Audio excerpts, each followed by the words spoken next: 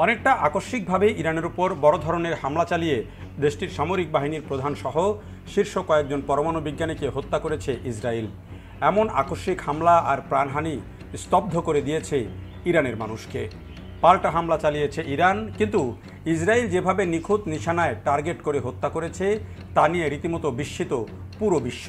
তাই ইরান মুখে যত আওয়াজই দিক না কেন, তাদের কিন্তু ভাবতে হচ্ছে নতুন করে। আর যে পরমাণু অস্ত্রের দোহাই দিয়ে মার্কিন যুক্তরাষ্ট্র এই হামলাকে সমর্থন করছে, তা কি আদৌ ইরানের কাছে আছে? ইরান কি আসলেই সামরিক ও পরমাণু শক্তিতে শক্তিশালী, নাকি শুধুই হম্বিতম্বি সার? এমন প্রশ্ন উঠতে শুরু করেছে খোদ মুসলিম বিশ্বে।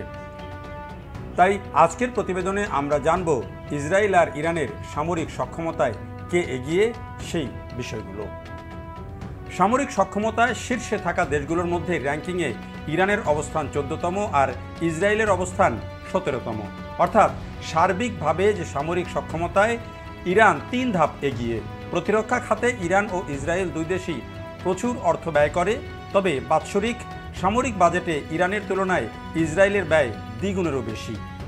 ইসরায়েলের প্রতিরক্ষা বাজেট বছরে $2,440 কোটি আর ইরানের $995 কোটি।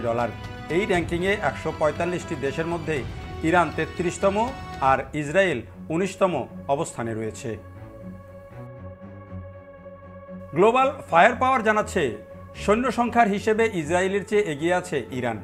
ইরানের নিয়মিত সেনা আছে 11,80,000, যেখানে ইসরায়েলের সৈন্য সংখ্যা 6,70,000।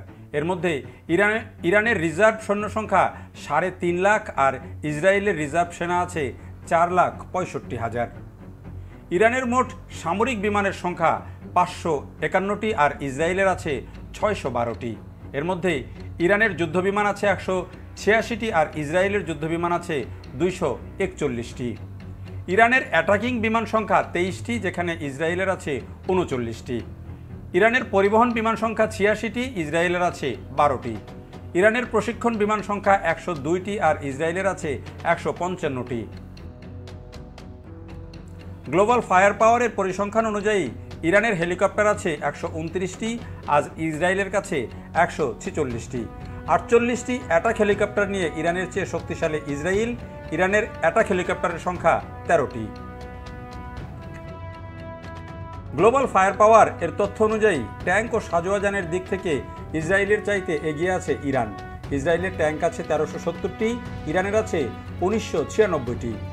সাজোয়াজান আছে ইরানের 65,765 আর ইসরায়েলের আছে 43,403টি। এছাড়া আর্টিলারি সক্ষমতায় এগিয়ে ইরান, যেখানে তাদের রকেট আর্টিলারি MLRS এর সংখ্যা 775টি আর সেলফ প্রোপেলড আর্টিলারির সংখ্যা 580টি। অন্যদিকে ইসরায়েলের এদিক থেকে সেলফ প্রোপেলড আর্টিলারির সংখ্যা 655টি আর MLRS বা রকেট আর্টিলারির সংখ্যা 150টি। গ্লোবাল ফায়ার পাওয়ারের তথ্য বলছে, নৌবাহিনীর শক্তির দিক থেকেও এগিয়ে আছে ইরান। দেশটির 101টি যুদ্ধজাহাজ রয়েছে, যেখানে 7টি ফ্রিগেট এবং 21টি টহল জাহাজ আর ইসরায়েলের যুদ্ধজাহাজ সংখ্যা 67টি। এর মধ্যে টহল জাহাজ আছে 45টি, ইসরায়েলের কোনো ফ্রিগেট নেই। সাবমেরিনের দিক থেকেও ইরান শক্তিশালী। দেশটির সাবমেরিন আছে 19টি, যেখানে ইসরায়েলের সাবমেরিন 5টি। সুইডেন ভিত্তিক গবেষণা সংস্থা Stockholm international piece research institute সর্বশেষ তথ্য অনুযায়ী গত বছরের শুরুতে বিশ্বের 9টি দেশের কাছে প্রায় 12,512টি পারমাণবিক অস্ত্র আছে। দেশগুলো হলো যুক্তরাষ্ট্র, রাশিয়া, যুক্তরাজ্য, ফ্রান্স, চীন, ভারত, পাকিস্তান, উত্তর কোরিয়া এবং ইসরায়েল। এই তালিকায় ইরানের কাছে আনুষ্ঠানিকভাবে কোনো পারমাণবিক অস্ত্র ছিল না কখনোই। কিন্তু যুক্তরাষ্ট্র এবং ইউরোপীয় ইউনিয়ন গত কয়েক বছর থেকেই দাবি করে আসছে, ইরানের ইউরেনিয়াম মজুত করে পারমাণবিক অস্ত্র তৈরি করছে ইরান। ইরান দাবি করে তাদের পরমাণু কর্মসূচি খুবই শান্তিপূর্ণ। এদিকে গ্লোবাল ফায়ার পাওয়ার তাদের রিপোর্টে উল্লেখ করেনি যে কোন দেশের হাতে কতটি এই ধরনের পরমাণু অস্ত্র রয়েছে। প্রতিষ্ঠানটি বলছে, পারমাণবিক অস্ত্র সক্ষমতার বিষয়টি তারা তাদের রিপোর্টে বিবেচনায় নেয়নি। ইরাকে পারমাণবিক অস্ত্রের দোহাই দিয়ে একটি যুদ্ধের মাধ্যমে শেষ করে দেওয়া হয়েছে তার সমস্ত শক্তি। হত্যা করা হয়েছে সেদেশের প্রেসিডেন্ট সাদ্দাম হোসেনকে। এবার কি তবে ইরানও একই পরিণতিতে পড়তে যাচ্ছে, নাকি ইসরায়েলের বর্বরতার সত্যি সত্যি জবাব দিতে পারবে, দেখার অপেক্ষায় পুরো বিশ্ব।